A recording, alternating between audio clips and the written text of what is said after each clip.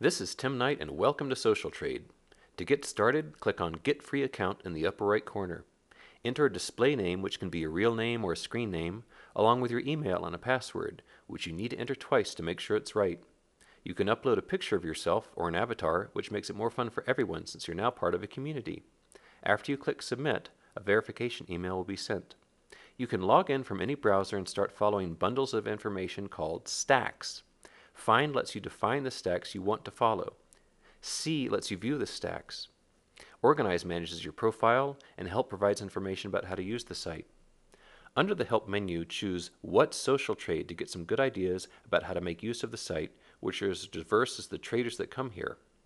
The Getting Started menu gives you quick tips on how to get the most out of SocialTrade, the most important aspect of which is installing the bookmarklet, which is the button that lets you add charts and articles to your stacks. Just drag and drop the button as shown, and if you need information about your specific browser, that's also on this page. As part of the community, you want to let others know about your trading interest and yourself, and the Organize menu is the place for that. View Profile lets you see what your profile and stacks currently look like to others. And with Edit Profile, you can update information about yourself, change your picture, alter your notification preferences, and change your password at any time. There are thousands of pages of information already in SocialTrade arranged in stacks, and you can use the Find menu to browse stacks in multiple ways. Click on any stack to see its contents. You can also click text links to back up to parent categories. Navigating from page to page or from stack to stack is simple and intuitive. You can look at individual pages by clicking on a page, which reveals a lot of information about that page and its activity. Arrows will appear on the left and right side of the page. Click the right arrow to move forward in the stack, and the left arrow to move backward.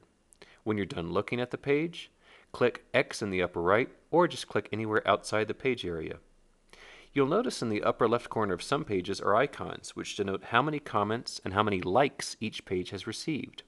On the right side of the page, you can see the various actions you can perform and statistics about who liked and restacked the pages, along with comments about the page, to which you can also add. As a new social trader, you're going to want to establish which stacks you want to follow. Two good places under the Find menu are by popularity and by social traders. Find by popularity shows the pages other social traders like the most, and you can sort what time span to use as the criteria. Find by social traders displays all the other users on the site, any one of whom you can instantly follow by clicking on the button next to their name. You can sort this long list of members by their name, level of activity, or popularity. Following a social trader simply means you'll automatically follow everything they put into their own stacks. Clicking on an individual profile shows you a bit about that social trader, what their personal stacks are like, and the individual pages that they've stacked themselves. Find by ticker symbol gives you a direct way to follow specific financial instruments in the form of a stack. Let's say I was curious about Facebook stock. I could click on that stack, see what the pages were like within it, and if I liked what I saw, I'd click Follow Stack in the upper right corner. Let's go ahead and stack something now so you can see how this works. We're on a page which contains something we'd like to stack, so we click on SocialTrade. It loads the article as well as images, allowing us to click on a particular item we'd like to add. We click on the item we want, add an optional description, and click on any of the stacks on which we'd like to add this page. The only requirement is that at least one stack must be selected, so the process of stacking a page takes just a couple of seconds. When you're done, click Add. After it's been stacked, you can send the page via Twitter or share via Facebook. The social aspect of SocialTrade can be seen on any page. You can see the social traders who have liked a page, those who have restacked a page, which means they've added it to stacks that the original person did not use. In the upper right corner, you'll also see the same tweet and Facebook buttons that you can use to share with your followers or add a bit of commentary to share on Facebook. Along with stacking charts and images, you can stack entire articles in the same way. Click the SocialTrade button, enter a description if you want to, click on the appropriate stacks, and add it to symbol-based stacks if you like. Even images stored on your computer can be stacked into SocialTrade.